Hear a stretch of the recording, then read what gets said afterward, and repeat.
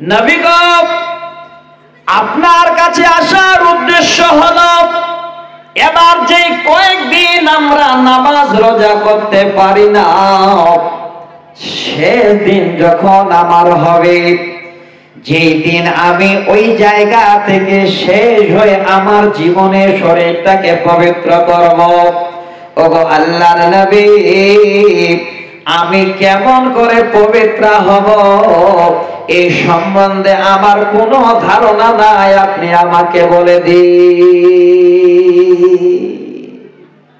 তার মানে আবার শিক্ষা দিচ্ছে। মেয়েটা আল্লাহ রসুলকে বলছেন, ওগো আল্লাহ রসুল, আমি যখন ঋতু থেকে পবিত্রতা অর্জন করব তো কিভাবে, আমার জানা নেই। দেখেন, এই শিক্ষাটা মাদ্রাসায় পাবেন, সহিহ হাদিস।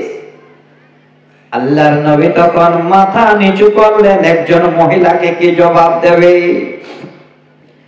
মাথা হিলিয়ে নবীজি বলেন, খুঁজি ফিরসাতান মিন মিসকি ফাতাতাহারি বিহা। সহিহ হাদিসের ইবারত। নবী বলেন, যাও তুমি এবার হয় তুলো, না হলে একটা ছোট ছেঁড়া নেকড়া নেবে, এবার সেই তুলো বা নেকড়া দিয়ে তুমি বাড়িতে গিয়ে পবিত্রতা অর্জন করো। একজন নারী তো আল্লাহ রাসূল খুলে বলতে পারছেন না, ইঙ্গিত করলেন, খুঁজি ফিরসাতাম মিন মিসকে ফাতাতাহারি বিহা, যাও তুমি বাড়িতে গিয়ে তুলো বা একটা কাপড় দিয়ে পবিত্রতা অর্জন করো। মেয়েটা ফেল করে দাঁড়িয়ে আছে, বুঝতে পারলো না। নবীকে বলেন, নবী গো, আতাতাহারি, আমি কেমন করে পবিত্রতা অর্জন করব আমি কিছুই বুঝতে পারি না। নবীজি আমার যেন বুঝে আসে না। আল্লাহর নবী বলেন, ফাতাতাহারি, যাও বাড়ি গিয়ে পবিত্রতা অর্জন করো। সেই আনসারী মেয়ে আল্লাহর নবীর সামনে আবার প্রশ্ন করলেন, কায়ফা, যার মানে হলো আমি কেমন করে পবিত্রতা অর্জন করব। নবী গো, আপনি আমাকে পবিত্রতা অর্জন করতে বলেন, আর আমি বুঝতে পারি না কেমন করে আমি পবিত্রতা অর্জন করব। আল্লাহর নবী মাথা নিচু করে বলেন, সুবহানাল্লাহি ওয়া তাতাহারি বিহা, যাও তুমি কি পবিত্রতা অর্জন করো। আবার যেন ইঙ্গিত করেন, সেই নারী বুঝতে পারে না। আম্মা জান আয়েশা, যার দর্শন জানা ছিল, যে রাজনীতিক জানতেন, যিনি এই রকমের কোরআন হাদিসের মাসলা মাসাইলের পণ্ডিতা ছিলেন, আম্মা জান আয়েশা ঘর থেকে বেরিয়ে আসলেন। এবার হাঁটতে হাঁটতে হাঁটতে মেয়েটার কাছে চলে গেলেন, হাতটা এইভাবে করে ধরে টানতে টানতে নিজের ঘরে নিয়ে গেলেন। আর যাওয়ার পরে বলেন, বোন রে, আল্লাহর নবী তোমাকে বারবার ইশারা করছে তুমি পবিত্রতা অর্জন করো, এইভাবে পবিত্রতা অর্জন করো। তুমি বুঝতে পারো না রে বোন, এসো আমি আয়েশা তোমাকে ভালো করে বলে দিই। দেখেন, কোন মা কোন বোন যদি আলেমা হয়, শিক্ষিতা হয়, সমাজের যদি কিছু রকমের জানা থাকে, কোন মা যদি সেই মার কাছে, ওই বোনের কাছে গিয়ে জানতে চায়, সহজে কথাটা খুলে বলে দেওয়া হবে। আম্মা জান আয়েশা এবার ঘরে নিয়ে যাওয়ার পরে সুন্দর করে বুঝিয়ে বলছেন, ওরে আমার বোন শোনো, নবীজি তোমাকে যে কথা ইঙ্গিত করছিলেন সেটা হলো, তুমি তোমার বাড়ি যাবে, বাড়ি যাবার পরে হয় তুলো, না হলে একটা নেকড়া নিয়ে তোমার খুনগুলো পরিষ্কার করে দেবে। তারপরে ওযু করার মতো সুন্দর করে তুমি ওযু বানাবে। গোসল করে তুমি এবার আল্লাহর ইবাদত করবে। এইভাবে করে তোমার জীবনে তুমি পবিত্রতা হাসিল করবে। আমার মা, হে আমার বোন যারা পর্দার আড়ালে আছেন, আম্মা জান আয়েশা এত বড় টিচার, এত বড় শিক্ষিতা, যে সুন্দর করে সেই ছোট বোনকে কথাটা খুলে বুঝিয়ে দিলে। এত বড় জ্ঞানী, সুন্দর করে খুলে খুলে বলে দিলে। তো আজকে এই শিক্ষা প্রতিষ্ঠান আছে মানে আল্লাহ পাক আমাদের এই সম্মানটুকু বজায় রেখেছে। যদি শিক্ষা না থাকতো, আল্লাহর কোরআন না আসতো, সেই বর্বরতা এখনো থাকতো, তাহলে আমাদের কি ব্যবহার চলতো দুনিয়াতে?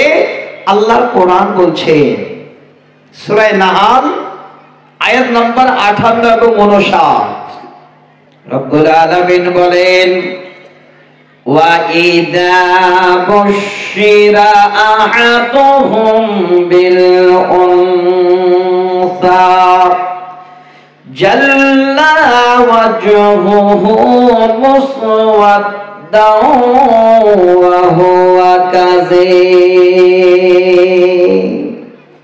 দেখেন কি করে আল্লাহ আমাদের পরিবর্তন করে দিলেন। আল্লাহ পাক বলেন, ওরে আমার বান্দারা, যখন আমার কোরআন তোমাদের দেওয়া হয়নি, আমার নবী যখন তোমাদের কাছে আসেনি, আমার ইসলাম নামক সুন্দর ধর্ম যখন তোমাদের কাছে যায়নি, সেই সময় শিক্ষা না থাকার কারণে এত বড় দুশ্মনী করত ঘরের মানুষ ঘরের সঙ্গে। সেটা হলো 1 নম্বরে বাবার সঙ্গে মেয়েদের দুশ্মনী। কি দুশ্মনী করত? আল্লাহ পাক বলেন, যখন কোন মেয়ে বাবার ঘরে জন্ম নিত, অশিক্ষিতর জামানায় সেই বাবা যেন মেয়ের সংবাদ শুনে মন খারাপ করে নিত, মুখমণ্ডল কালা হয়ে যেত এবং দুশ্চিন্তা অনুভব করত, এখন আমি আমার এই মুখ মানুষের সামনে কেমন করে দেখাবো। মেয়ে কেন জন্ম নিল? মেয়ে কেন আসলো? সমাজের লোকের কাছে আমার দাম সব শেষ।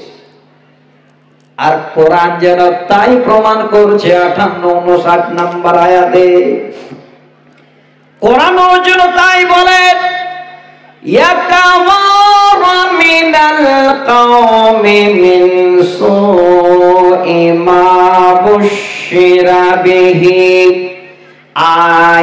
আয়ুমসিকুহু আলা হুনিন আম ইয়াদুসসুহু ফিত তুরাব। আল্লাহ পাক বলেন, আসলে যখন বাবার ঘরে মেয়ে জন্ম নিত, কওমের লোকেরা যেন বাবাকে আর লক্ষ্য রাখত না। সেই মেয়ের বাবার সম্মান তারা দিত না, সামাজিক কাজে সেই মেয়ের বাবাকে তারা ডাকত না, মেয়ের বাবাকে তারা ঘৃণার চোখে দেখত। এবার মেয়ে জন্মের পরে ওই বাবা যেন লজ্জা এমন অনুভব করত যে এখন আমি আমার এই মুখ সমাজের সামনে কেমন করে দেখাবো, এই লজ্জা কেমন করে লুকাবো, এই লজ্জা কেমন করে ঢাকাবো। সমাজের কাছে লজ্জা ঢাকার জন্য ওই নিষ্ঠুর বাবা এবার জন্মদাতা মেয়ে, যেই মেয়েটা জন্ম নিল, যেই মেয়েটা বাবার ঘরে আসলো, ওই মেয়েটাকে বাবারা যেন আর বাঁচিয়ে রাখে না, বাবারা বাঁচিয়ে রাখতো না। এবার সম্মান বাঁচার জন্য সুন্দর সুন্দর মেয়েগুলোকে বাবা জমিন খুঁড়ে খুঁড়ে তারা জিন্দায় মেয়েদের এইভাবে করে যেন কবর দেওয়ার ব্যবস্থা করত। ছিল না মালুর মতো মাদ্রাসা, ছিল না শিক্ষার ভাব, ছিল না তাদের কাছে জ্ঞান। সমাজকে কি করে আমি মুখ দেখাবো, সমাজের কাছে মুখ দেখার জন্য নিজের ঘরের মেয়েকে বাবা নিজেই সুন্দর করে মাটি খুঁড়ে ওই মেয়েকে সহ সাথ নিয়ে ওই মেয়েকে জিন্দায় কবর দিত। এই দৃশ্য তো আল্লাহ আরশে আজিম থেকে দেখেন। আল্লাহ যেন দৃশ্য দেখে আজ পর্যন্ত কেঁপে উঠে। আল্লাহ তখন বলছেন, আলা খবরদার, সাবধান, সাআ মা ইয়াহকুমুন, এটা হলো তোমাদের জন্য সবথেকে নিকৃষ্ট কাজ। আমার আল্লাহ যেন সেই দৃশ্য দেখে ধমক দিয়ে বললেন, সাবধান, এই মেয়েদেরকে তোমরা এইভাবে করে হত্যা করো না। আমার মা, হে বোন, আজকে এই মাদ্রাসাটাকে জাগিয়ে রাখতেই হবে। কি কি আপনারা এই দুনিয়াতে অত্যাচার থেকে বাঁচবেন বা বেঁচে আছেন, আমি বেশি 2, 4, 5, 10টা খালি অত্যাচারের কথা বলবো।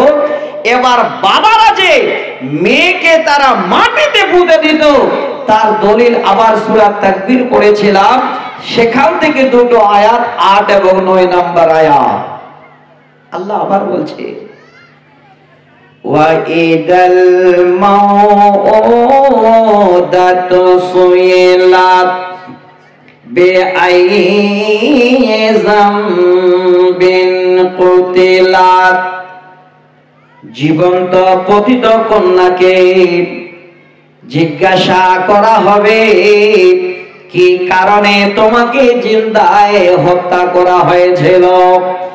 এই আয়াত দুটো থেকে প্রমাণ, এই আয়াত থেকে বর্বরতার জামানার কথা যেন প্রমাণ, অশিক্ষিতর জামানার কথা প্রমাণ। সত্যিতেই শিক্ষা না থাকার কারণে বাবারা নিজের ঘরের মেয়েগুলোকে তারা জিন্দায় মাটিতে পুঁতে দিত। তারা জীবনে কোনোদিন মেয়েদের বাঁচিয়ে রাখতো না। কত বড় বর্বর, কত বড় অশিক্ষিত সমাজ। মূল্যায়ন করতে জানতো না যে এই মেয়েরা ভবিষ্যতে বাবার জন্য কত বড় কি হতে পারে। এই মেয়েরা ভবিষ্যতে সেই বাবাকে জান্নাতের রাস্তা ধরিয়ে দিতে পারে। এই মেয়েরা বাবাকে জাহান্নাম থেকে বাঁচিয়ে নিয়ে আসতে পারে। এই রকমের শিক্ষা, এই জ্ঞান তাদের ছিল না। তারা যে মারত, মারার পদ্ধতিটা কেমন ছিল, একটা হাদিস থেকে আপনাদের প্রমাণ দিচ্ছি। মেয়েদের যে তারা মারত, আপনারা তো অনেক দেখেছেন। এই সুন্দর যুগে মোবাইলে বসে বসে এক একজন মেয়ে ছেলের উপরে অত্যাচার করা। আজকে আমি সেই যুগটাকে, অশিক্ষিত বর্বরতার যুগটাকে তুলে দিচ্ছি। যদি ঈমান আপনার মজবুত থাকে, আমি হাদিসটা পড়ছি, আপনি মনে হয় স্বচক্ষে দেখতে পাবেন যে সেই যুগে এত বড় দুশ্মনী বাবারা করতো, তাদের মারার পদ্ধতিটা কেমন ছিল। সহিহ সানাদে ইবনে ওমর হাদিসের রাবি, হাদিস নাম্বার 7171, মুসনাদে আহমদ নামে একটি হাদিসের কিতাব। সেই হাদিসের কিতাবে হাদিসটা উল্লেখ আছে মেয়েদের বাবারা কিভাবে করে হত্যা করত। শুনেন, আমি শোনাচ্ছি। ইবনে ওমর বলেন, জাআ কাইস ইবনে আসিমিন ইলা রাসূলিল্লাহি সাল্লাল্লাহু আলাইহি ওয়াসাল্লাম ক্বালা ও ইন্নী ওয়াতু সামানিয়া বানাতিন লি ফিল জাহিলিয়াতি। কাইস ইবনে আসিম নামে একজন পিতা, এত বড় জাহেল পিতা আল্লাহর জমিনে হয়তো আর জন্মেবে না। এত বড় বর্বর, এত বড় শিক্ষিত পিতা যেন আর জন্ম নেবে না। কত বড় শিক্ষা না থাকার কারণে জাল্লাত নামে যেন পরিণত হলো। কায়েস ইবনে আসিম আল্লাহ নবীর দরবারে গিয়ে নিজের সমস্ত রকমের ভুলের কথাগুলোকে নিয়ে নবীর সামনে গিয়ে দাঁড়িয়ে বলতে শুরু করেন। নবীকে বলেন, নবী গো, আমার জীবনের সব থেকে বড় ভুল হলো নবীজি যেন ওই সময় আমার এই জ্ঞান ছিল না। ভুলটা হলো ইন্নী ওয়াত সামানিয়া বানাতিল ফিল জাহিলিয়াতে, বর্বরতার যুগে, অজ্ঞাতার যুগে তখন কোন রকমের এই জ্ঞান আমার আসেনি গো নবী। এক নয়, দুই নয়, আমার আটটা সুন্দর সুন্দর কন্যা জন্ম নিয়েছিল নবী গো। আমার একটাও কন্যাকে আমি জীবিত রাখিনি। আমি এমন নিষ্ঠুর বাবা, যখনই শুনতাম আমার ঘরে বিবি আবার কন্যা জন্ম দিয়েছে, আমি সেই কন্যার বাবা সরাসরি ঘরে ঢুকে যেতাম। ঘরে ঢুকে যাওয়ার পরে আমার হাতে এইভাবে করে কন্যার গলা দিয়ে দিতাম, এইভাবে করে টিপে ধরে আমার হাতে ঝুলিয়ে ঝুলিয়ে ওই কচি মাসুম বাচ্চাটাকে আমি গলা টিপে তারে হত্যা করে দিতাম নবী গো। একটা দুইটা নয়, আমার ঘরে আটটা মেয়ে আমি নিজ হাতে হত্যা করে দিয়েছি। নবীজি সে ভুলটা আমার ভেঙে গেছে, আমি বুঝতে পেরেছি অন্যায় হয়েছে, আমি বুঝতে পেরেছি আমি সব থেকে জাল্লাদ পিতা। তাই আপনার কাছে এসেছি গো নবী। আল্লাহ রাসূল যখনই শুনলেন মাথা নিচু করে জবানটা খুলে চেহারা মোবারক যেন লাল হয়ে গেছে।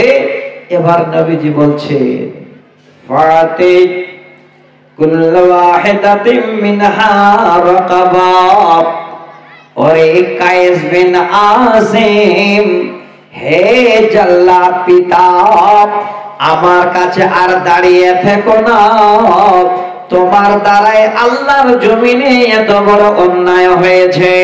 যাও তুমি তোমার ঘরে ফিরে যাও। তোমার ঘরে যাবার পরে সমস্ত মেয়ের নামে একটা তোমার পালিশমেন্ট, একটা জরিমানা আমি বলছি, সেটা আগে তুমি তাড়াতাড়ি করে পালন করো। সেটা হলো তুমি ঘরে গিয়ে ওই মেয়েদের নামে একটা গোলাম আজাদ করো।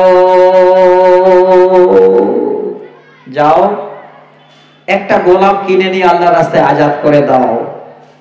পয়সা তো আর ছোট দাম নয় গোলামের, হাতে তো আর এত পয়সা নেই, ঘরে তো আর এত সম্পদ নেই। আল্লাহ রাসূলের সামনে দাঁড়িয়ে তখন পরিচয় দিচ্ছে, ও আল্লাহর রাসূল, ক্বালা সাহিবু ইবলিন, নবী গো, আমার ঘরে বেশি অর্থ সম্পদ নাই, কয়েকটা উট আমার ঘরে বাঁধা আছে, তাছাড়া আমার ঘরে আর কিছুই নাই। আল্লাহর নবীর সঙ্গে যেন অর্ডার দিলেন, তাড়াতাড়ি করো, ফাহদি ইন শিতা কুল্লু ওয়াহিদাতিন মিনহা বুদনাতান, যাও তুমি আর দাঁড়িয়ে থেকো না। হে জাল্লাদ পিতা, তাড়াতাড়ি করে তুমি আবার ঘরে যাও। ঘরে যাবার পরে তোমার মেয়ের নামে নামে তুমি একটা একটা করে উট কুরবানি করো। এটাই হলো জীবনে তোমার জন্য অশিক্ষার বড় পরিচয়, এটাই হলো তোমার অশিক্ষার জন্য পানিশমেন্ট। যাও গিয়ে তুমি তাড়াতাড়ি করে গিয়ে মেয়েদের নামে উট কুরবানি করো। হাদিসটা থেকে প্রমাণ হয়ে গেল শিক্ষা ছিল না তাদের কাছে, মাদ্রাসা ছিল না তাদের কাছে, কোরআনের দার্স ছিল না, তার কারণে ঘরের মেয়েগুলোকে বাবা ঘরে বসে বসে সব মেরে ফেলতো। আজকে শিক্ষার আলো আমাদের কাছে, এই মাদ্রাসা আজকে আমাদের এই শিক্ষাটা জাগিয়েছে কি, যাদের ঘরে মেয়ে আছে সে হলো এত বড় ভাগ্যবান, ইহকাল এবং পরকাল দুটাই কল্যাণ। যাদের ঘরে 3টা মেয়ে আছে, সে ইহকালে যদি ধৈর্য ধরে পরকালে জান্নাতের মেহমান। হ্যাঁ শিক্ষিত সমাজ, আজকে আপনাদের কাছে আল্লাহর কোরআন এবং সহিহ হাদিসের দলিল দিচ্ছি, শুনেন। আল্লাহ সেই শিক্ষাটা আমাদের দিয়ে দিলেন। কুল হাল ইয়াস্তাবিল্লাযীনা ইয়ালামুনা ওয়াল্লাযীনা লা ইয়ালামুন। আল্লাহ বলেন, নবী বলে দাও, শিক্ষিত আর অশিক্ষিত কোনোদিন বরাবর হতে পারে না, সমান হতে পারে না। একবার মিলান আমাদের সঙ্গে সেই পূর্বের যুগের লোকদের, তারা এত বড় গাওয়ার, এত বড় বর্বর ছিল, তারা ওই মেয়েদের মর্যাদা জানতো না, মেয়েদের হত্যা করত। বর্তমানে আপনারা আমরা যদি 2টা 3টা 4টা 5টা মেয়েরও বাবা হয়, একটাও মেয়েকে কোনো বাবা যেন নিজের হাতে হত্যা করতে পারে না। 5টা হলে 5টাই কলিজার টুকরো, 5টাই কলিজার টুকরো। আপনাদের আমি দলিল দিচ্ছি। আজকে আপনাদের এই মাদ্রাসা কি দেবে আপনাদের? ইনশাআল্লাহ একটু ধৈর্য ধরে আমি আপনাদের এমন একটা জায়গায় আজকে তুলে দেব, যেই জায়গাটাতে হাত বাড়াতে গেলেই আপনি আপনার জিন্দেগির সমস্ত রকমের ফল পেয়ে যাবেন। এই শিক্ষাটা এমন একটা শিক্ষা, পৃথিবীর বুকে এই শিক্ষা আসার পরে মানুষ যেন প্রকৃত মানুষ তৈরি হয়ে গেছে। মানুষের মনুষ্যত্ব হারিয়ে যায়নি, মনুষ্যত্ব ফিরে পেয়েছে।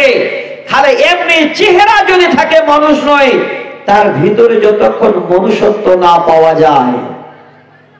দেখে উদাহরণটা না দিলে আর ভালো লাগবে না।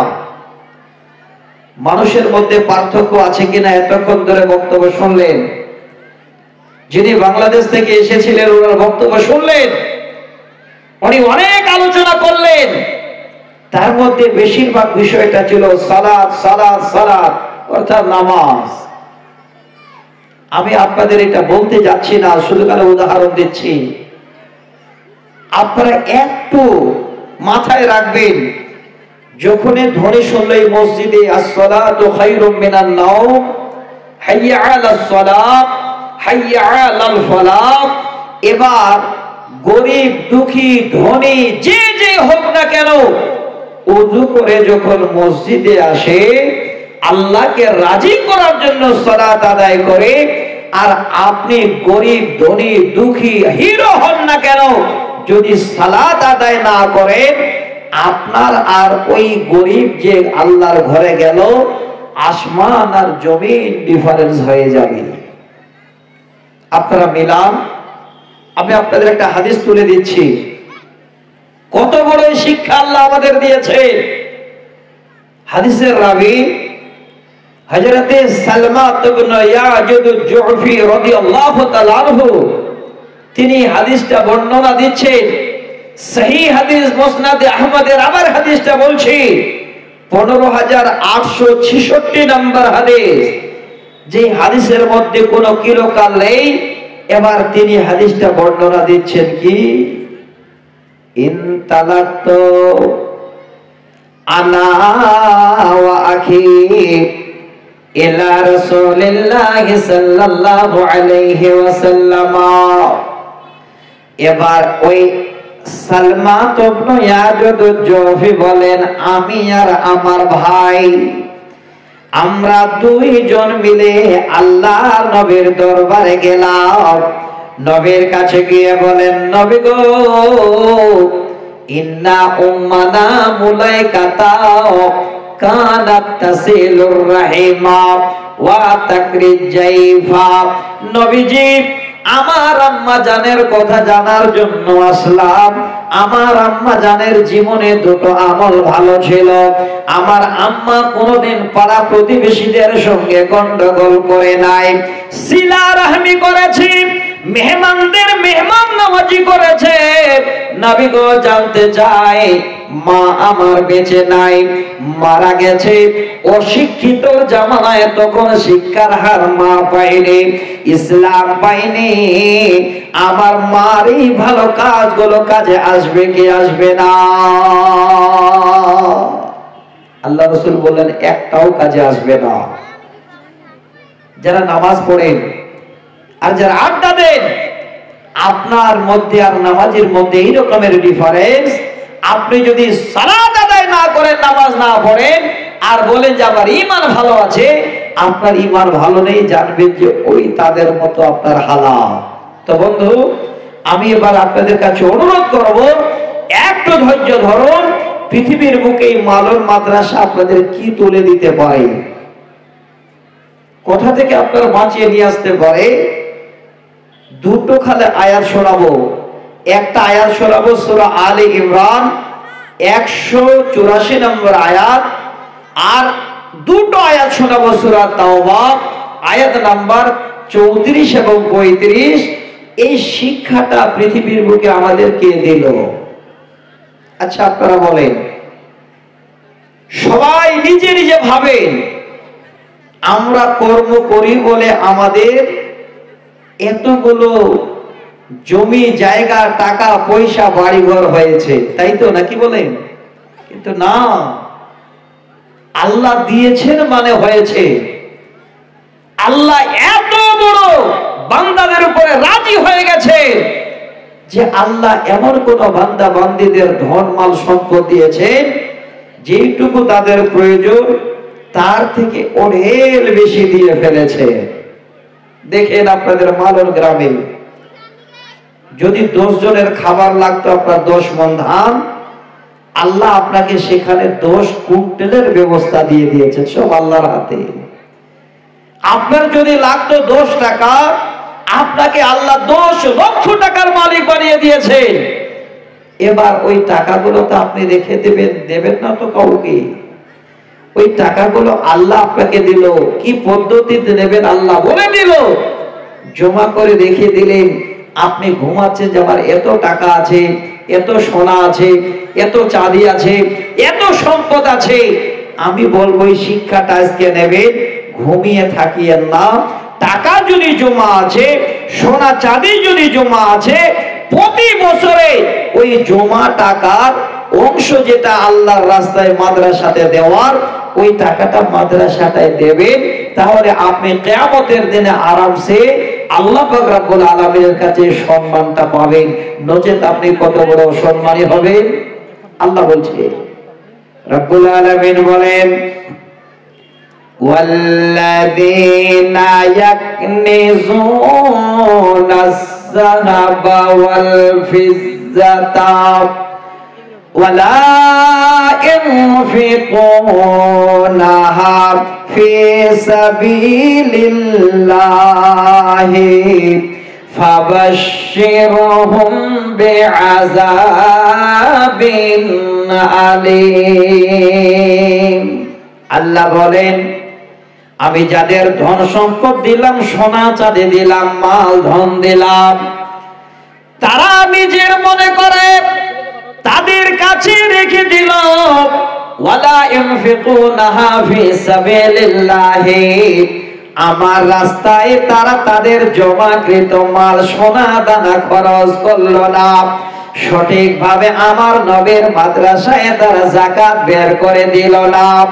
আল্লাহ বলেন, বান্দা ফাবাশশিরহুম বিআযাবিন আলীম, এই শিক্ষা নিয়ে নাও।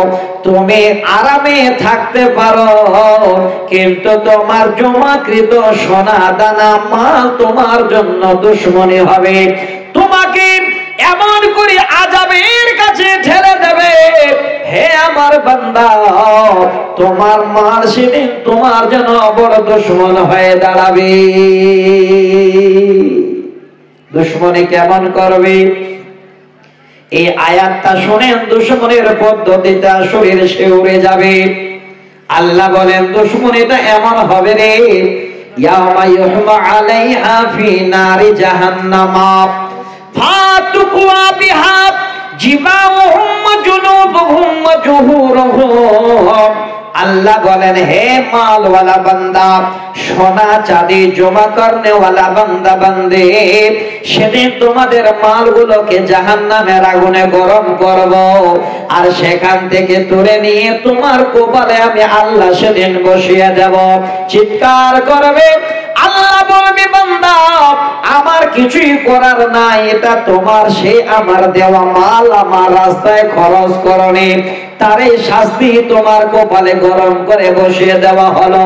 চিৎকার করবে, আল্লাহ বলেন আমি সেখান থেকে টেনে নিয়ে বান্দার বান্দির পিঠে আবার বসিয়ে দেব। ছটফট করে বেড়াবে, আবার সেখান থেকে টেনে নিয়ে পাঁজরে লাগিয়ে দেওয়া হবে। চিৎকার করবে, আল্লাহ বলবে, বান্দা হাজা মা কানাসতুম লিআনফুসিকুম, এটা হলো তোমার জমাকৃত মাল। আমি যে তোমাকে 10 মণের জায়গায় 10 কুইন্টাল দিয়েছিলাম, 10,000 টাকার জায়গায় 10 লক্ষ টাকার ব্যবস্থা দিয়েছিলাম, আমার রাস্তায় বান্দা তুমি খরচ করতে পারো নাই, এটাই হলো তোমার শাস্তি। তোমার মাল আজকে তোমার আযাবের জারিয়া। এবার মাল আপনাকে যেন সাপ হয়ে আপনার গলায় পেঁচিয়ে ধরবে, পেঁচিয়ে ধরবে, আপনাকে দংশন করবে। তো আমার ভাই, হে বন্ধু, আমি একটা কথা বলছি, আপনাদের মাথায় রাখবেন।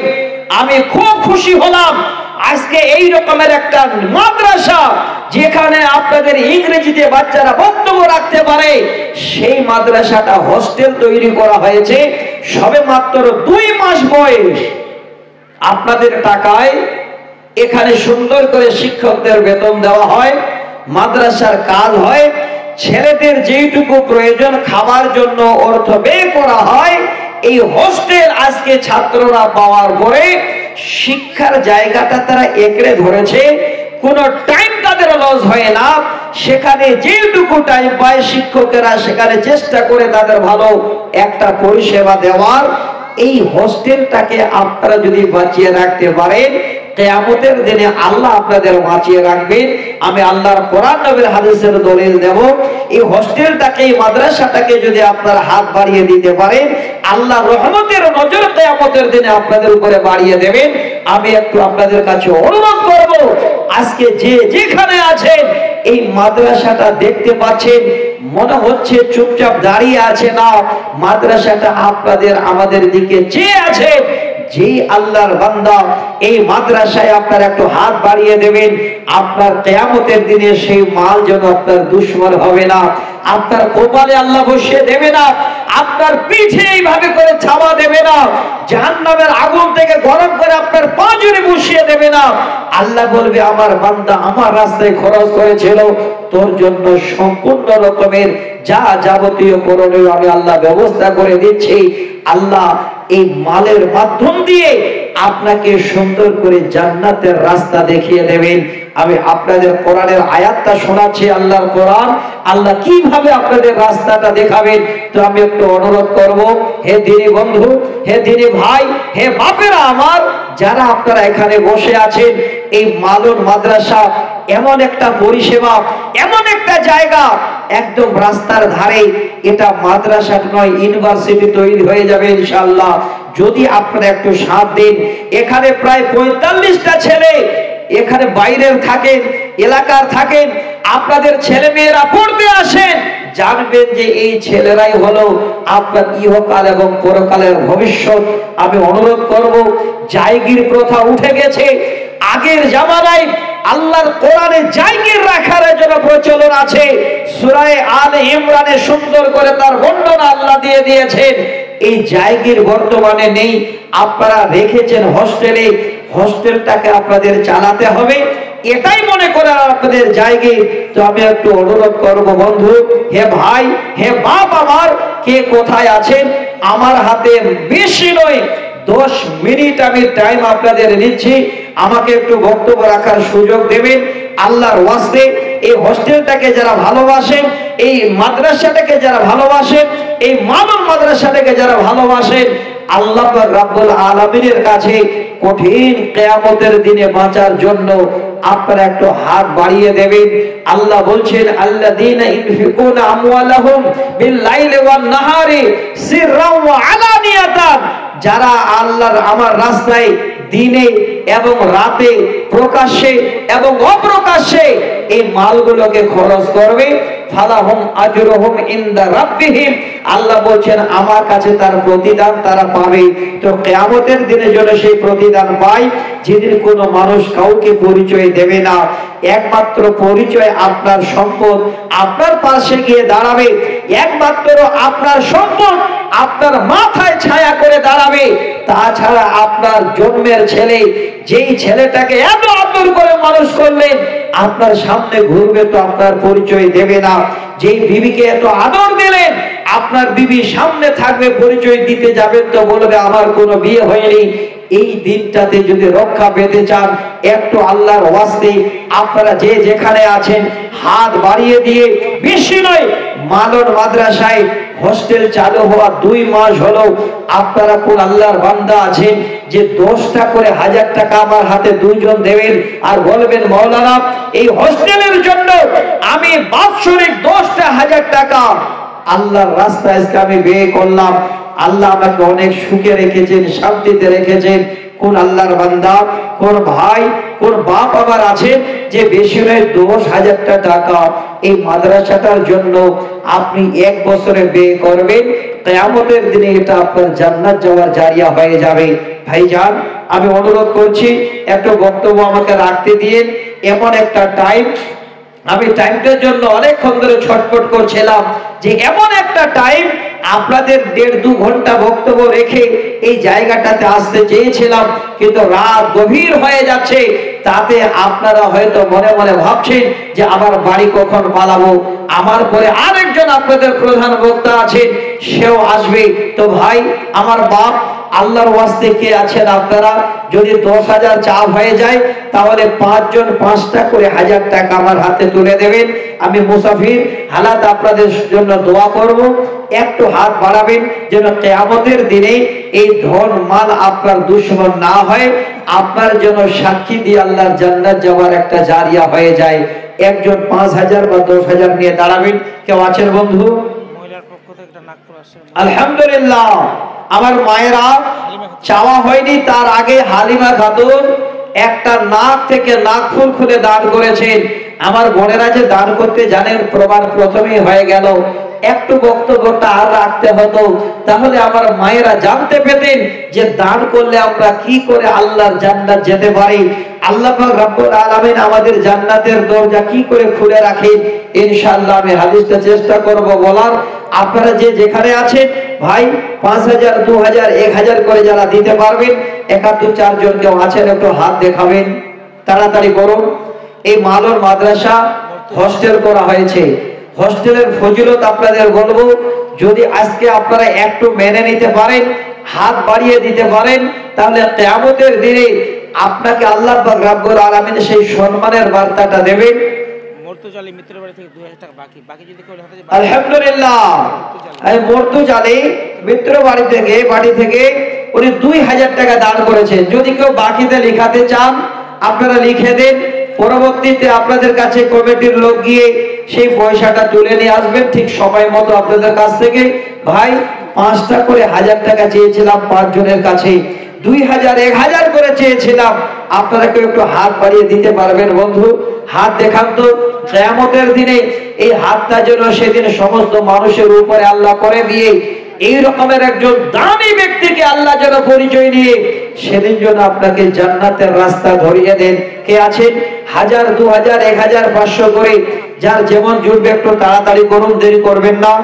ভাইজান টাইমটাকে লক্ষ্য করুন, এই টাইমটা এমন একটা টাইম, আমি যদি আপনাদের কাছে 2, 4, 5, 10 মিনিট করে হাত বাড়াই, টাইমটা দেখতে দেখতে চলে যাবে। তো একটু আপনারা আসেন, যে যেখানে আছেন একটু দয়া করে 1, 2, 4, 5 হাজার করে নিয়ে আসেন। আমি মুসাফির আপনাদের জন্য প্রাণ খুলে দোয়া করব। আলহামদুলিল্লাহ, একজন ভাই আমার প্রায় 500 টাকা না কত দিয়ে গেলেন। আচ্ছা ভাই, যারা দিতে পারবেন একটু উঠেন না, তাড়াতাড়ি করে, দেরি করবেন না। আচ্ছা, অর্ধের একাতে মাকই লাগানো আছে, ভুট্টা আর গমও লাগা আছে। যদি মনে করেন গম দেব, ভুট্টা দেব, টাকা পয়সা সোনা দানা যা পারেন। আমি কোরআনের আয়াতটা বললাম, সেই আয়াতে সোনা এবং চাঁদির কথা উল্লেখ। আলহামদুলিল্লাহ, বাবা মায়ের জন্য একজন ভাই আমার 1000 টাকা দিয়ে গেলেন। আল্লাহ তুমি দানকে কবুল করো। ভাই পারলে 1000 করে দিয়ে যান, একটু তাড়াতাড়ি করেন ভাই, হাতটা বাড়ান, না হলে আপনাদের কাছে আমি লোক পাঠাবো, সেই লোকের হাতে আপনারা দিয়ে দেবেন। যদি মনে করেন যে দেব, তাহলে আপনারা হাতটা বাড়িয়ে দেবেন। আর যদি পাশে এসে দিতে চান, আমি মুসাফির আপনার প্রাণ খুলে দোয়া দেব। ভাইজান কে দেবেন? 1000 2000 করে।